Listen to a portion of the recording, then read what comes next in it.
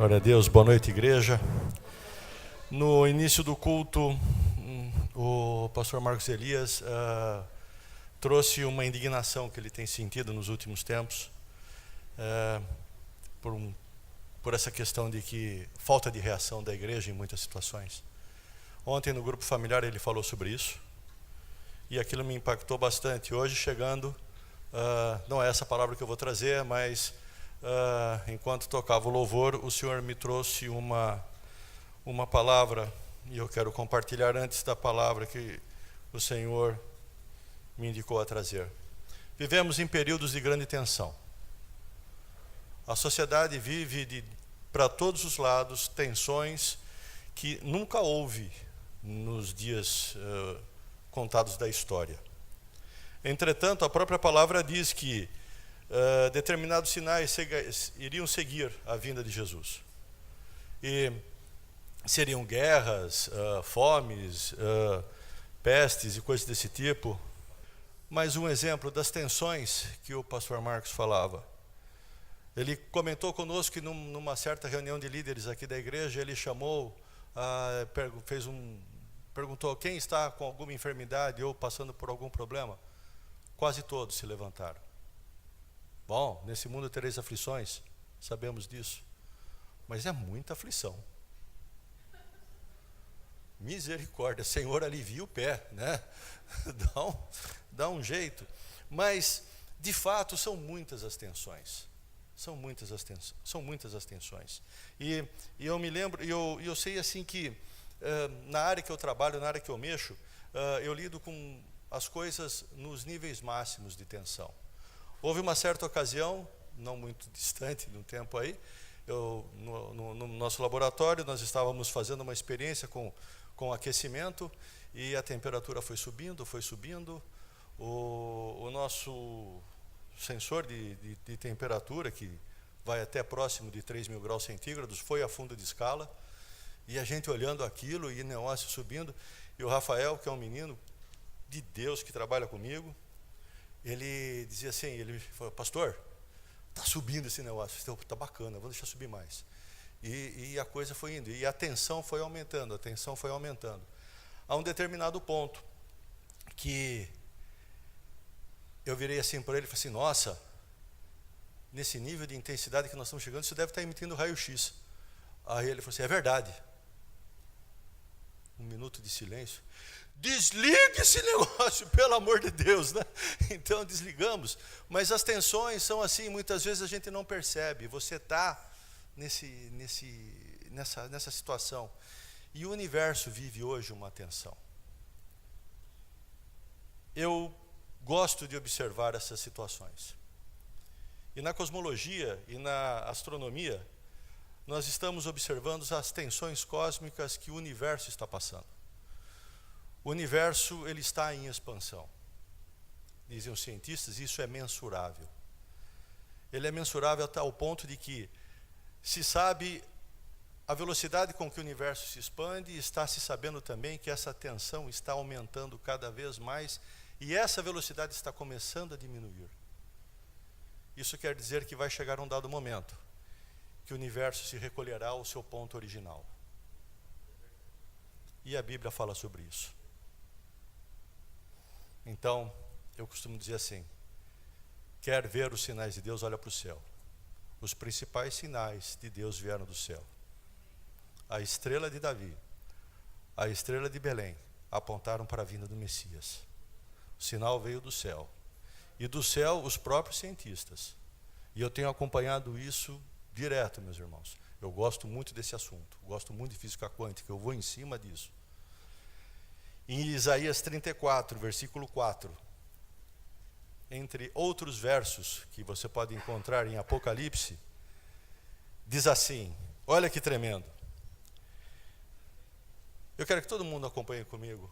Isaías 34, verso 4. É um alerta à igreja, é um alerta para os sinais que nós estamos vivendo, mas que não estão propriamente diante dos nossos olhos, mas estão acontecendo. Estão acontecendo. E também para dizer que Deus é aliado da ciência e não o contrário. Amém? Vamos lá. E todo o exército dos céus se gastará, e os céus se enrolarão como um livro, e todo o seu exército cairá como uma folha da vide, e como cai o figo da figueira. Em algumas versões diz que o céu se enrolará. É isso que a cosmologia atual está prevendo. Num dado momento, as tensões da expansão do universo serão tantas. As cordas que seguram isso elas não se arrebentam. Engraçado que o pastor Zezinho falou sobre isso no nosso encontro de pastores, né? Sobre essas tensões. E tudo se enrolará e Jesus vai estar voltando. Amém? Desculpa, é que o assunto me fascina e você me falou sobre tensões. E elas estão ocorrendo. Observa à tua volta as tensões da sua vida. Presta atenção, de repente faça que nem eu, não fico olhando para, vai lá, corre e desliga. Se desligue das tensões. Senão você pode estar recebendo uma carga muito negativa, né? Eu e o Rafael estamos ficando transparente lá, o negócio lá emitindo, né? Mas estamos vivos, glória a Deus, ninguém se machucou. Amém? Glória a Deus. A mensagem de hoje também vai um pouco de encontro a essas tensões. A mensagem de hoje vai também de encontro a situações que vivemos, nas quais nós esquecemos de quem nós realmente somos, as implicações dos nossos atos e situações que precisamos viver. E eu quero dividir com os irmãos esta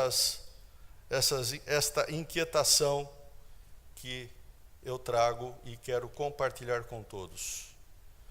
Na palavra de Deus, existem algumas situações em que o próprio Deus vem e nos adverte, não somente com a tua palavra, mas com sua própria presença, escrevendo, trazendo a sua presença física e movendo os materiais. A primeira delas, que podemos lembrar, obviamente, é a criação do mundo. A primeira manifestação de Deus, quando Ele, usando das próprias mãos, faz a obra, a primazia de todas essas obras, o homem. Ele do barro molda a cada um de nós e sopra o fôlego de vida. Nesse primeiro momento, Deus, usando de toda a sua sabedoria, Ele que já havia criado tantas coisas maravilhosas, basta olhar por aí, tudo isso é obra da criação, e tudo feito com uma ordem, que haja luz, que haja isso, que haja animais, que hajam flores, que hajam isso. Foi uma ajação só, haja para todo lado.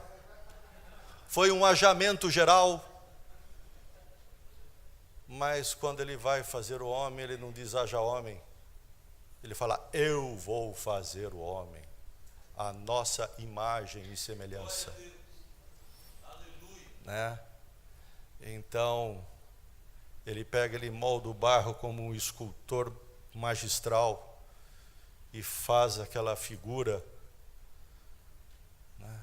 E de repente eu preciso dar vida para isso, mas eu não vou dizer haja vida, eu vou lá e sopro.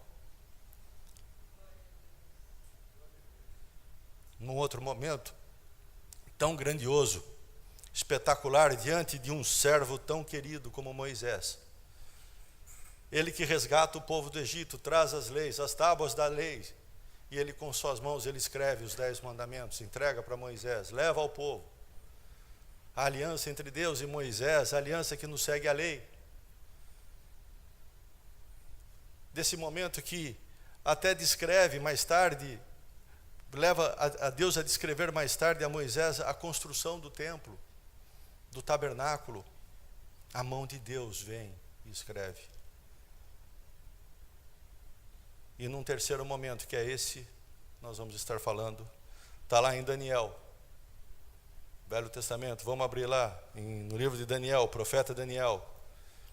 Esse moço extraordinário, estudioso, inteligente, sábio, menino que não se corrompeu com nenhuma das delícias do reino. Foi lá Daniel e os seus amigos estavam lá. E num dado momento, Nabucodonosor, que já havia falecido, deixa o seu filho como rei. Está lá em Daniel capítulo 5, vamos acompanhar. E o nome desse rei, rei Belsazar, concede um banquete aos seus, com perdão da expressão, puxa-sacos. E não eram poucos, eram muitos. Né? Eram muitos. Caras que estavam ali para adular o rei. E rei gosta de ser adulado. Qual autoridade não gosta de ser adulada? Sua excelência, sua magnificência, né? Sua santidade. Sua santidade magnificentíssima. Então nós temos aí os adjetivos todos, né? Esses adjetivos que podem ser dados, né, a essas coisas, mas está lá o rei Belsazar se banqueteando, enchendo o caneco de vinho, tomando todas que era possível, e de repente ele já, com a cabeça já bem virada, ele, no versículo 2 do capítulo 5, diz assim: havendo Belsazar provado o vinho, mandou trazer os utensílios de ouro e de prata que Nabucodonosor, seu pai, tinha tirado do templo, que estava em Jerusalém, para que bebessem neles o rei e seus grandes, e as suas mulheres e concubinas. Eita! Começa aqui um problema muito sério. Os tesouros do tabernáculo estavam guardados. Nem Nabucodonosor, o grande Nabucodonosor, quando invadiu Jerusalém, pegou os tesouros do templo e os guardou. O exército vencedor, de certo modo, soube respeitar o vencido. O exército vencedor soube respeitar aquilo que é sagrado para aqueles que lhe foram vencidos. Amém? Mas esse moleque chamado Belsazar, com o juízo tomado pelo álcool e por tantas outras bobagens, manda buscar os utensílios para se mostrar aos seus amigos. Então, no verso 3, continua a narrativa: trouxeram os utensílios de ouro que foram tirados do templo da casa de Deus, que estava em Jerusalém, e beberam neles o rei, os seus grandes e suas mulheres e concubinas. Beberam vinho e deram louvores aos deuses de ouro, de prata, de cobre, de ferro, de madeira e de pedra. Na mesma hora, apareceram uns dedos de mão de homem e escreviam defronte ao castiçal na estucada parede do palácio real. E o rei via a parte da mão que estava escrevendo. Então se mudou o semblante do rei, e os seus pensamentos o turbaram. As juntas dos seus lombos se relaxaram, e os seus joelhos bateram um ao outro. Medão, hein? Eu tenho certeza que Daniel não escreveu tudo mais o que aconteceu com esse rei, de susto que esse cara levou. Eu não vou dizer aqui, mas eu deixo para a imaginação de cada um. O homem não relaxou somente os músculos, ele relaxou muito mais coisa. E assim foi. E assim foi. E lá, no que foi escrito, no verso, foi escrito algumas coisas lá, e ele manda chamar os astrólogos e tudo mais, né, para dizer o que era aquilo, né? Então no verso 7 diz assim: ordenou o rei com força que se introduzissem os astrólogos, os caldeus e os adivinhadores, e falou o rei e disse aos sábios da Babilônia: qualquer que ler essa escritura e me declarar a sua interpretação será vestido de púrpura e trará uma cadeia de ouro ao pescoço e será no reino o terceiro dominador. Então entraram todos os sábios do rei, etc. Eles não fizeram nada, olharam para aquilo, não entenderam nada e também ficaram apavorados. Mas aí no meio dessa conversa, a mãe dele disse assim: olha, há um jovem, já não era mais tão jovem, Daniel aqui já está mais velhinho, que pode interpretar isso. Então ele manda chamar Daniel. No verso 12 diz assim: porquanto se achou nesse Daniel um espírito excelente, e ciência, e entendimento, interpretando sonhos, explicando enigmas e resolvendo dúvidas, ao qual o rei pôs o nome de Beltesazar. Chama-se, pois, agora Daniel, e ele dará a interpretação. Bom, chama Daniel, que venha Daniel para cá. E lá veio Daniel. Ele faz aquele mise-en-scène todo: olha, interpreta que eu vou te dar isso, aquilo outro, não sei o quê. Daniel, ciente da sua responsabilidade agora, porque ele bateu o olho naquilo que estava escrito nas paredes daquele templo. E ele também tremeu. Mas Daniel, ciente da sua posição e de ser o emissário da voz de Deus. Então veja só o que eu estou falando. Daniel, ciente da sua posição e emissário da voz de Deus, que isso somos todos. Aleluia, é verdade. Somos todos Daniéis aqui. Tá? Então respondeu Daniel e disse na presença do rei: as tuas dádivas fiquem contigo, e dá os teus presentes a outros. Todavia, lerei ao rei a escritura, que lhe farei saber a interpretação. Entre tantas que, antes dele dar a interpretação, ele faz aquele moleque saber, antes de mais nada, quem era o pai dele. O rei Deus, o Altíssimo, deu a Nabucodonosor teu pai o reino e a grandeza e a glória e a magnificência. E por causa da grandeza que lhe deu, todos os povos, nações e línguas tremiam e temiam diante dele. A quem queria matava, e a quem queria dava vida, e a quem queria engrandecia, e a quem queria abatia. Mas quando seu coração se exaltou e o seu espírito se endureceu em soberba, foi derrubado do seu trono real e passou dele a sua glória. De toda sorte, ele faz lembrar ao filho que Nabucodonosor, se era o que era, se era o que tinha sido, era porque Deus assim havia permitido. E dá uma outra lição para o filho: ele pereceu porque se encheu de orgulho, e assim ele caiu. Agora contigo é diferente. Vamos saltar um pouco e vamos para a interpretação daquilo que está lá. Verso 24. Então, 25. Esta, pois, é a escritura que se escreveu: Mene, Mene, Tekel, Parsim. Esta é a interpretação. Mene, contou Deus o teu reino e o acabou. Tekel, pesado foste na balança e foi achado em falta. Pérez, dividido foi o teu reino e deu-se aos medos e aos persas. Então mandou Beltesazar que vestissem Daniel de púrpura e que lhe pusessem uma cadeia de ouro ao pescoço e proclamassem a respeito dele de que havia de ser o terceiro dominador do reino.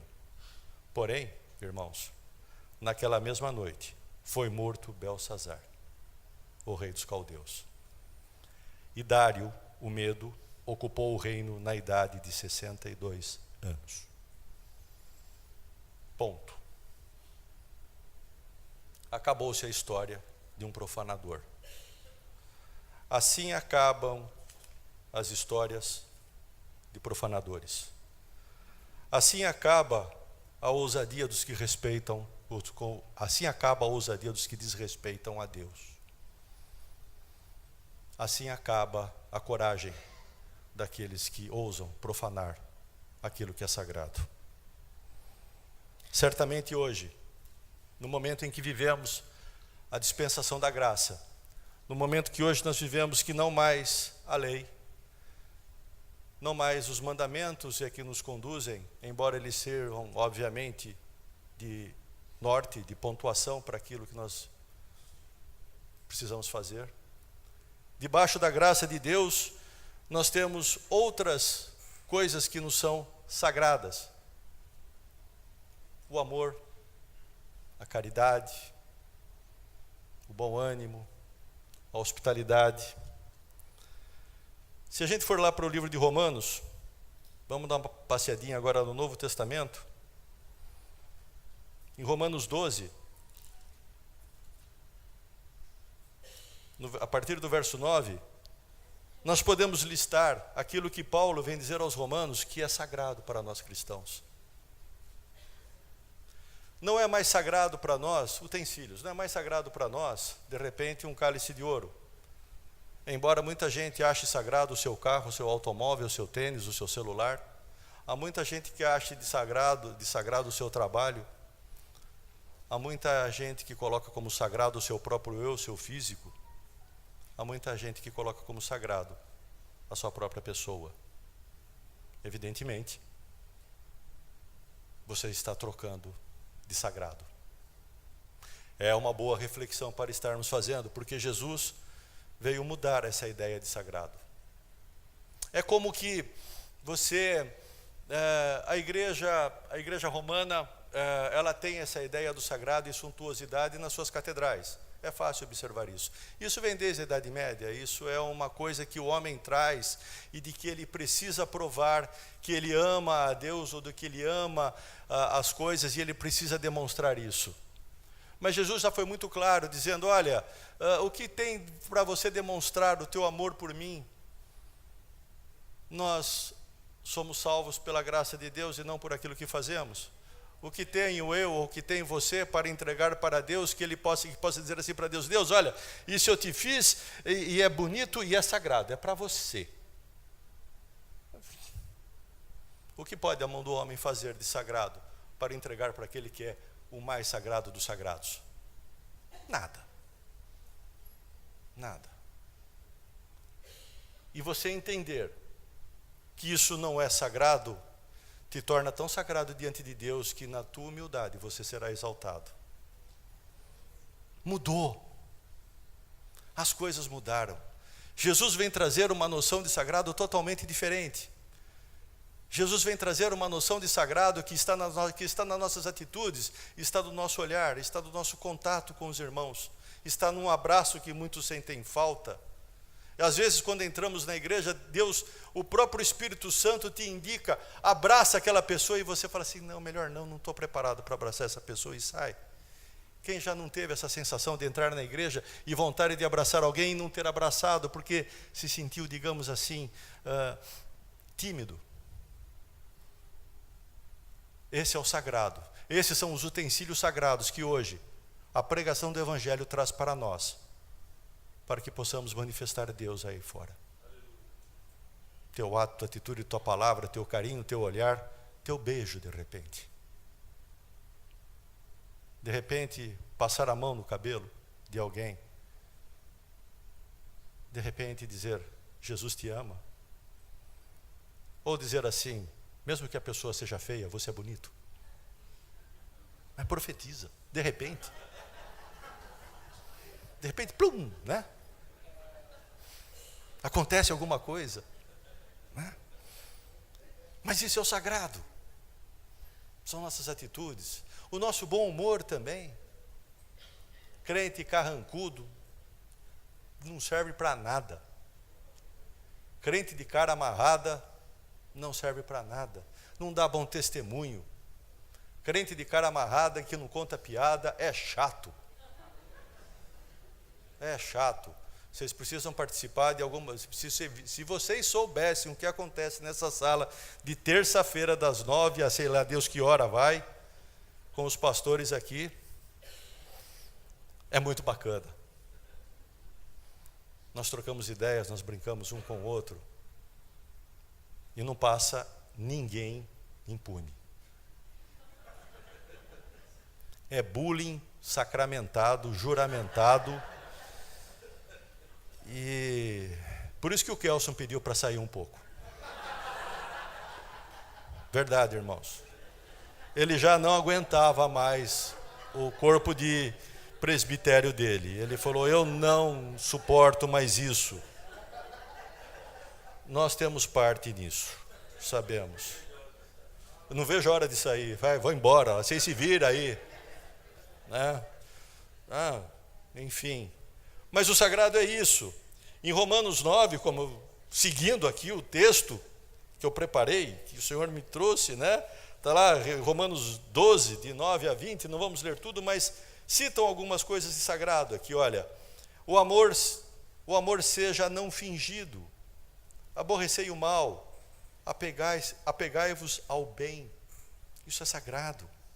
Amai-vos cordialmente uns aos outros, com amor fraternal, foi cantado isso aqui, né?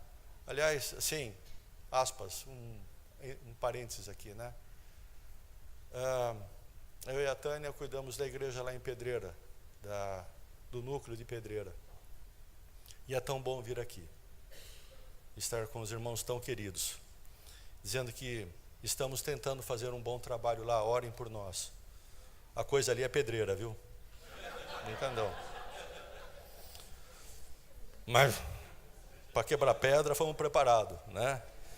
E é gostoso vir aqui, e hoje, né, minha filha casada com Miúna aqui louvando, minha filha aqui presente, que presente maior para um pai e para uma mãe, ver os seus filhos na casa do Senhor, ministrando também ao Senhor.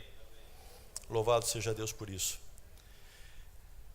Diz assim no verso 11, não sejais vagarosos no cuidado, sede fervorosos no espírito, servindo ao Senhor. Gente, não sermos vagarosos no cuidado, sabe, porque Deus tem como sagrada a vida, Deus tem como sagrada a necessidade, e as necessidades só são superadas se nós agirmos. E se nós demoramos, se somos vagarosos em reagir às necessidades dos irmãos, nós estamos cometendo um erro muito grande, perdendo o senso do sagrado. Uma que eu gosto muito, abençoai aos que vos perseguem, abençoai e não amaldiçoeis. Abençoai, abençoai, sempre abençoai, sagrado diante de Deus abençoar, abençoar os maldizentes, abençoar, até aí fora, alguns políticos, algumas situações tão deprimentes que vivemos, abençoai teu patrão, aquele cara chato, abençoa ele, afinal de contas, ele paga o teu salário, abençoa ele, de repente, a tua oração de bênção transforma esse homem, né? Abençoa o lugar onde você está, abençoa o remédio que você toma, abençoa a comida que você come, abençoa o irmão que está do teu lado, mesmo que ele seja um mala sem alça, mas quem sabe Deus põe pelo menos uma alça nessa mala. Pede para Deus, Senhor, abençoa esse irmão com uma alça. Começa por aí, começa de pouco, quem sabe, né? De repente aí vem aquela mala com rodinha, aí você pode levar para mais, né? Então, é assim que funciona. Isso é sagrado diante de Deus. Romanos 13, no verso 8, eu também quero citar: a ninguém devais coisa alguma, a não ser amor.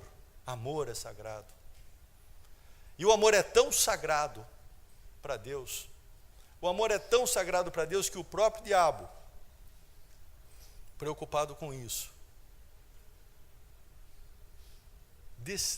ele distorceu a palavra amor. Hoje, quando você fala amor, a primeira conotação que vem no mundo é sexo, é uma conotação sexual. É a primeira coisa que vem. Mas a palavra amor não nasceu com esse sentido, com essa conotação. A origem dela não é essa. Nós podemos ler no original vários tipos de amor, amor ágape, amor filéu, amor eros, que é esse, né, que eu acabei de falar, amor, enfim, não importa. O que importa é entender o amor sagrado. O amor sagrado que Jesus nos mostrou, que deu a sua vida por cada um de nós, mesmo não sendo merecedores de amor nenhum. Nada tínhamos para ser amados por Deus. Nós o rejeitamos. A história toda, o próprio Cristo na cruz do Calvário foi rejeitado. E ainda hoje, tantos anos depois, com tanta ciência, com tanta arqueologia, com tanta coisa, Jesus não passou de uma ideia, de um mito, de alguma coisa. não conseguem. Ainda hoje, esse amor incomoda. Ele incomoda o mundo. O amor de Jesus não tem graça para as pessoas do mundo, porque ele interrompe o teu estado de pecado. Ele faz o homem enxergar aquilo que ele é. E ninguém gosta de se enxergar. Ninguém gosta. Especialmente de manhã, quando você acorda, olha para o espelho e fala: misericórdia, Senhor. É isso que vai sair à rua. Aí você faz aquela oração fervorosa, passa uns reboques na cara e sai. Mas é o amor de Deus que olhou para nós e viu essa criatura disforme, decaída, destruída pelo pecado.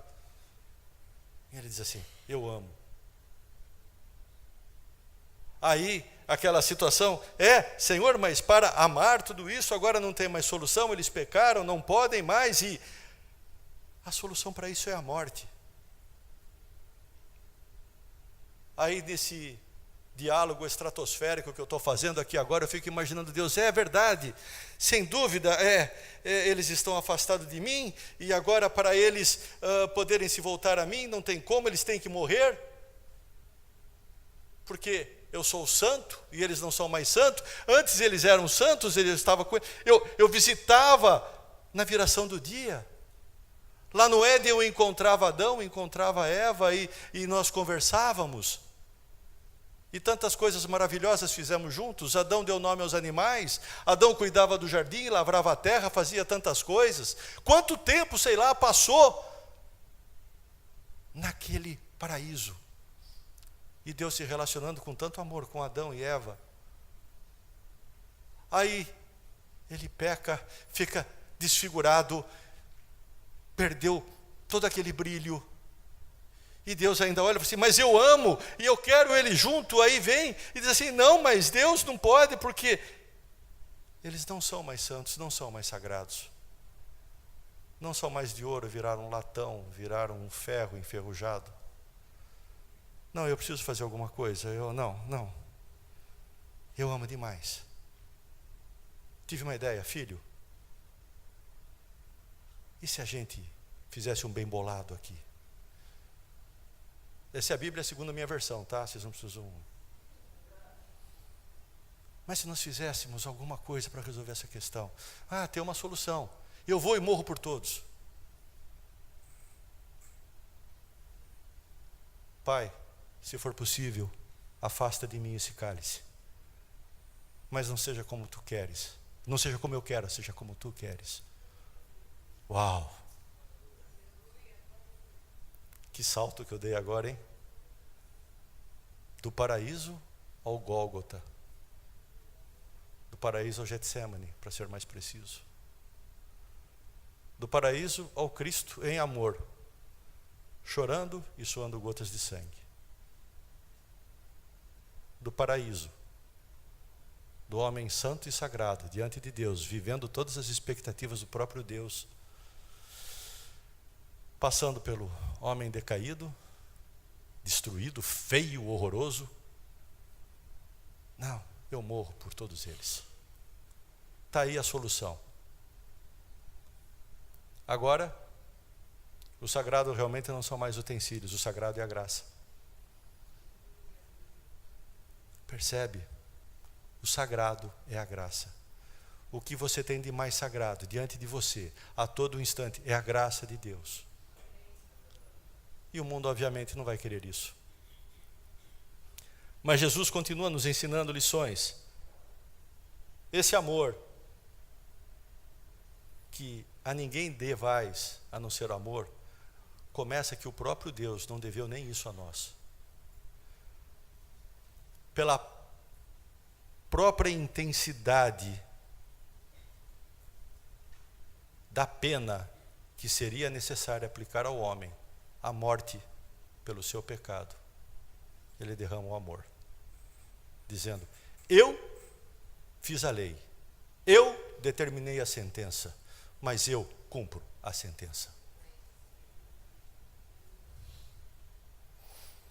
Aí, seguindo algumas coisas, a partir do verso 9, Diz assim: com efeito, não adulterarás, não matarás, não furtarás, não darás falso testemunho, não cobiçarás. Se há algum outro mandamento, tudo nesta palavra se resume em: amarás ao próximo como a ti mesmo. Isso é sagrado.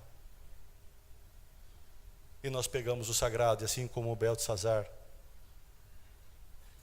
e damos a outras situações que não são do agrado de Deus. Ah, mas Deus, esse Deus tão misericordioso, tão amável, tão precioso, que quando precisa falar aos homens, usa dos profetas, usa da sua própria palavra, e quando não, muitas vezes, usa da sua própria mão e escreve. E vem e digita. Coisa chique agora, hein? Ele escreveu com os dedos, portanto ele digitou. Turma de TI, tá? Não foram vocês que entendem de digitação, né? Deus já fazia isso. Ele digita. Se for preciso, ele até desenha para nos contar a realidade dos fatos. Agora, nós saltamos para um outro escrito. Nós saltamos agora na história do Evangelho para mais um escrito tão importante quanto esses outros que eu já citei. Saltamos para um escrito que transforma, um escrito que faz com que tudo aquilo que foi dito por Deus seja agora, para que você possa entender, desenhado. Mistério. Eu gosto dessa parte da pregação. João, capítulo 8. Do verso 2 ao 11. Uma situação muito complicada agora se surge. Jesus, caminhando, passando por lá, tal, com os discípulos, chegam diante dele os fariseus com uma mulher adúltera, pega em flagrante adultério, e começa então uma nova narrativa. A partir do verso 2 diz assim: e pela manhã cedo voltou para o templo, e todo o povo vinha ter com ele, e assentando-se os ensinava. E os escribas e fariseus trouxeram-lhe uma mulher apanhada em adultério, e pondo-a no meio, disseram-lhe: mestre, esta mulher foi apanhada no próprio ato adulterando, e na lei nos mandou Moisés que tais sejam apedrejadas. Tu, pois, que dizes? Diziam eles, tentando para que tivessem o que acusar. Mas Jesus, inclinando-se, escrevia com o dedo na terra. Muitas discussões teológicas a respeito do que Jesus escrevia na terra. O que Jesus escreveu ali? No texto de João não tem nada escrito. Mas vamos seguir aqui. O que Jesus escreveu ali? Jesus está ali rabiscando, como quem não quer nada. Eles insistiam, ele continuava com o dedo em terra. No verso 7 diz assim: e como insistissem, perguntando-lhe, endireitou-se Jesus. Jesus ficou de pé e disse-lhes: aquele que dentre vós que está sem pecado seja o primeiro que atire pedra contra ela. Ok. Continua a pergunta: o que Jesus escreveu? Bom, podemos imaginar muita coisa aqui.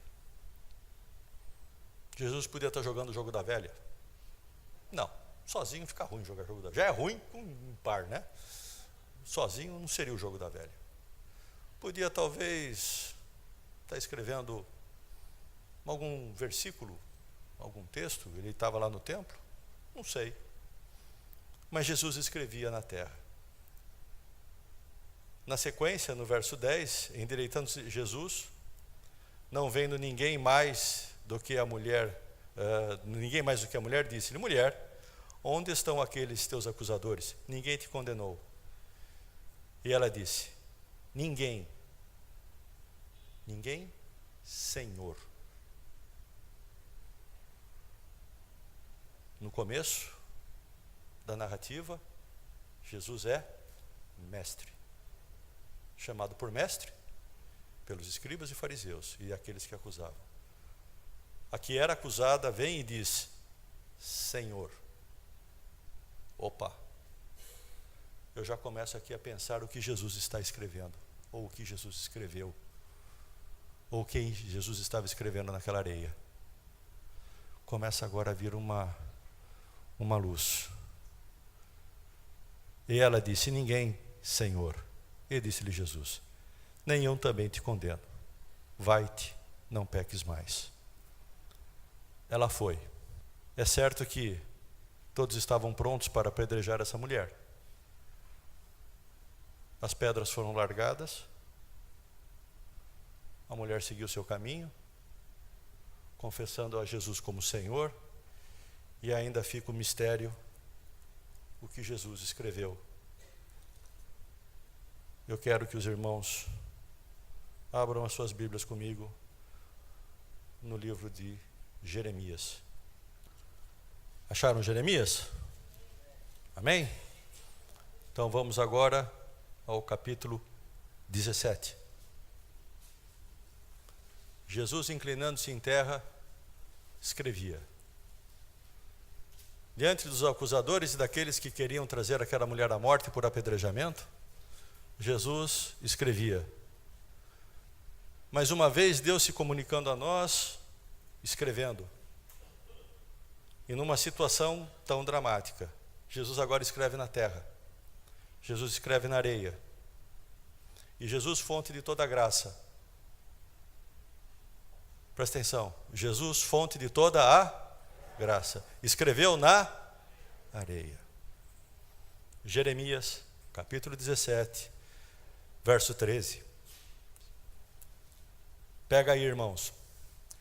O Senhor, esperança de Israel, todos aqueles que te deixam serão envergonhados. Os que se apartam de mim serão escritos sobre a terra, porque abandonam o Senhor, a fonte das águas vivas.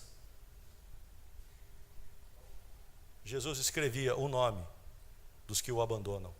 Jesus escrevia o nome daqueles que pecaram contra Deus. Jesus escrevia o nome de todos aqueles que rejeitaram o seu nome, mas ele escrevia na terra. Ele não escreveu nas pedras, ele não escreveu no estuque de uma parede para que ficasse ali eternizado, mas ele escreveu na areia, que o vento do próprio Espírito pode levar e apagar e trazer a salvação para todos.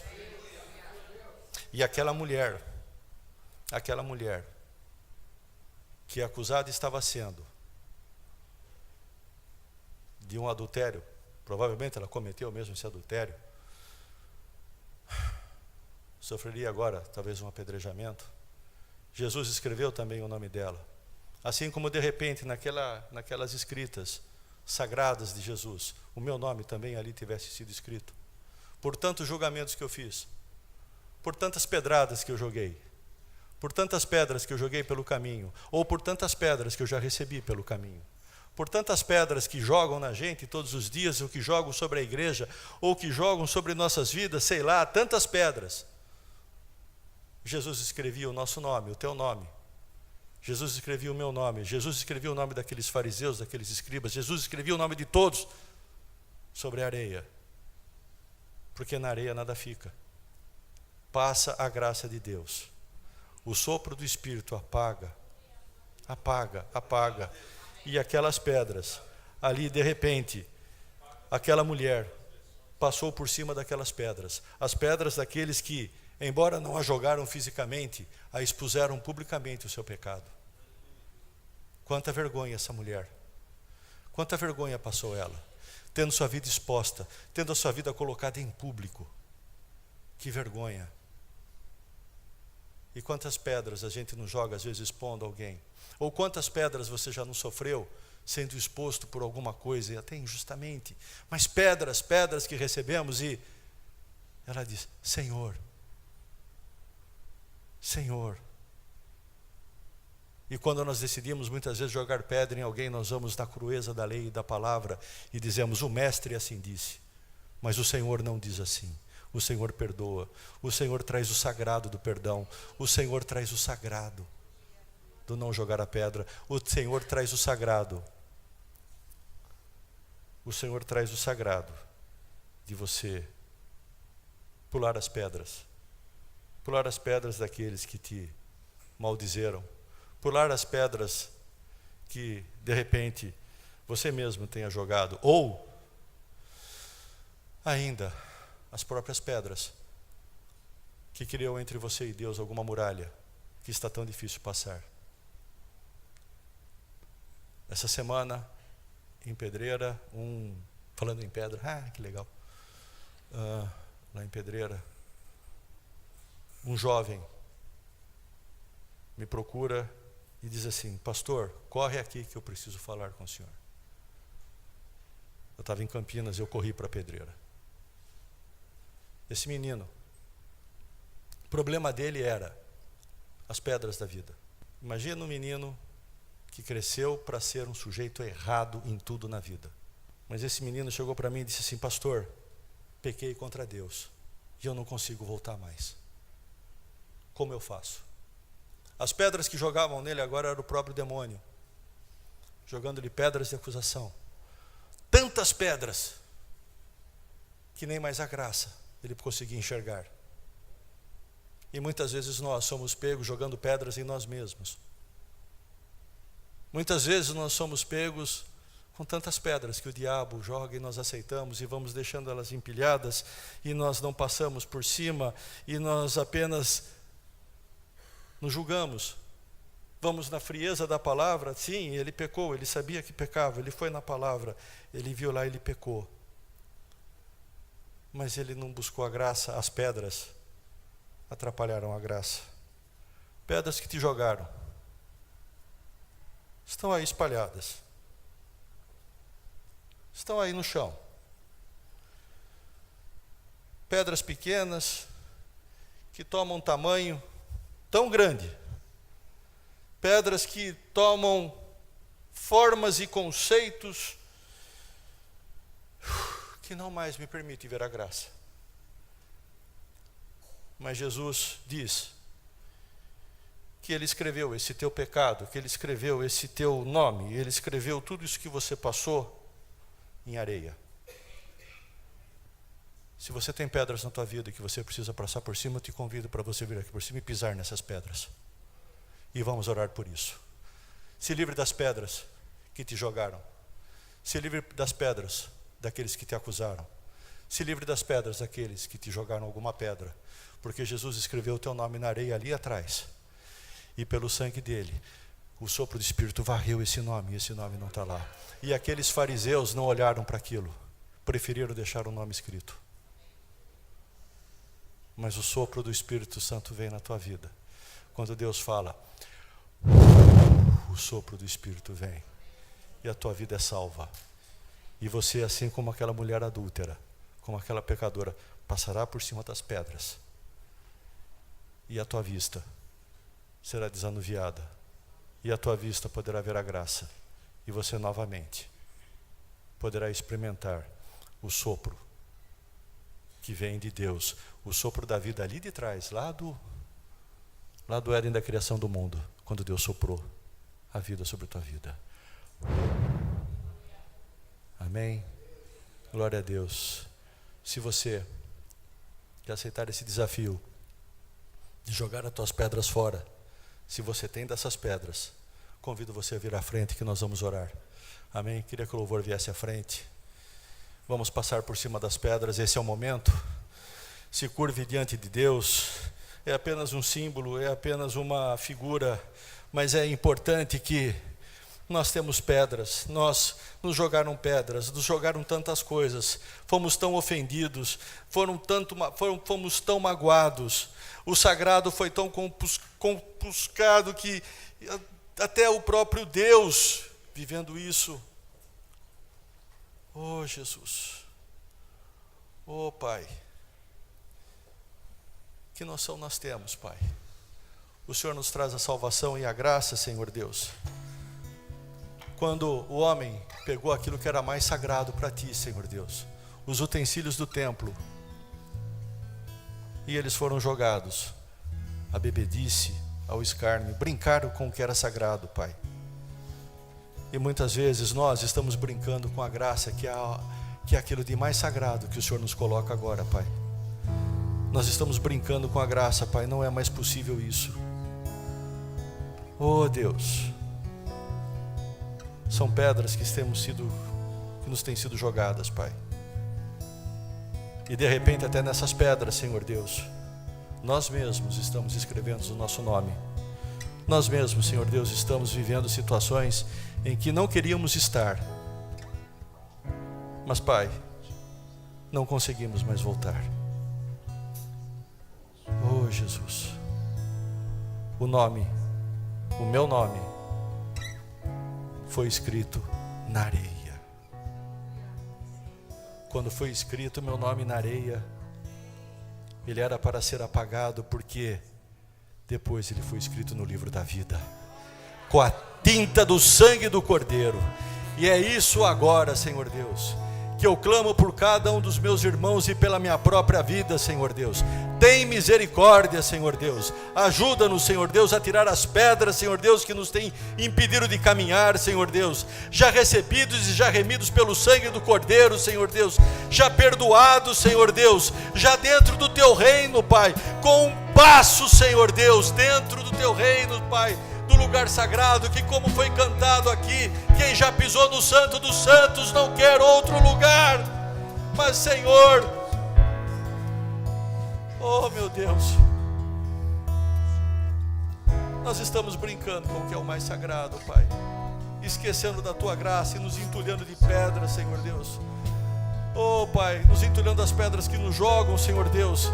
E as pedras que nos jogam devem ser devolvidas com sinal de perdão. Eu te perdoo. Foi aquilo que diz Paulo em Romanos: perdoa. Oh Deus,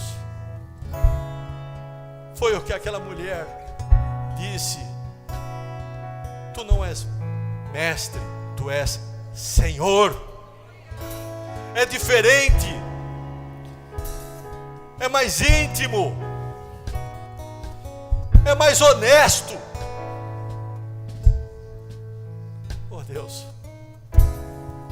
sem pedras, graça sobre graça, amor sobre amor, bondade sobre bondade. Pai, como foi dito aqui pelo pastor Marcos, Senhor Deus, esse incômodo que ele tem sentido, o mundo nos tem jogado pedras, Senhor Deus, e nós estamos aceitando? Não! Areia, presta atenção, irmãos, areia que Deus escreveu os nomes, a areia que Deus escreveu, ela apagou. Agora o teu nome está no livro. Aleluia, porque quando chegar naquele momento, eles vão dizer: quem é você? Meu nome está aqui, está no livro da vida. Jesus vai testemunhar da tua vida. Pensa nisso, irmão, e retoma o sagrado, retoma a graça sobre tua vida, retoma a coragem de chegar diante de Deus e mostrar as pedras que você tem nas tuas mãos, e dizer: Senhor, eu tenho pecado, mas essa pedra, Senhor, eu estou jogando em mim mesmo. Mas Deus não quer isso. Ele vai pegar essa pedra, Ele vai jogar ao chão e vai dizer: passa por cima dessa pedra, porque eu estou aqui. Com mãos estendidas. Se liberte das pedras. Se liberte das pedras, especialmente das que te jogaram. E por fim, eu sempre digo isso, porque eu vejo isso muito. E nessa semana eu vi naquele jovem: pare de jogar pedra em si mesmo. Deus te fez com as próprias mãos. Não jogue pedra naquilo que é sagrado. Você é sagrado diante de Deus pela graça de Jesus Cristo, amém? Você é sagrado diante de Deus pelo sangue de Jesus Cristo. Teu nome está escrito no livro da vida. Senhor, meu Deus e Pai, Eu quero abençoar a tua igreja, Senhor Deus. Quero abençoar, Senhor Deus, cada um desses irmãos. Quero abençoar, Senhor Deus, a coragem, a ousadia, Senhor Deus, que eu sei que de agora em diante eles terão, Senhor Deus, de estar de graça sobre graça, Senhor Deus, de entender isso que é tão sagrado, Senhor Deus, que não são objetos, não são roupas, não são coisas materiais, Senhor Deus, mas aquilo que é sagrado e que vem e que nos faz somar, e que nos faz crescer, Senhor Deus, e que nos faz, Senhor Deus, ir ao santo dos santos, Senhor Deus, viver na tua presença e plenitude, Senhor Deus, é a tua graça, é o teu sagrado, Senhor Deus, e isso que queremos buscar com força agora nesta noite, Senhor Deus, graça sobre graça, Senhor Deus, para sermos efetivos, Senhor Deus, na comunicação do Evangelho, Senhor Deus, e especialmente nas nossas casas, as nossas vidas, cheias da tua presença, Senhor Deus, oh Pai, ministrando perdão, Senhor Deus, e recebendo as pedradas que forem, Senhor Deus, e dizendo, é graça sobre graça, em nome de Jesus, amém, e glórias a Deus, aleluia, aleluia. Pastor Marcos.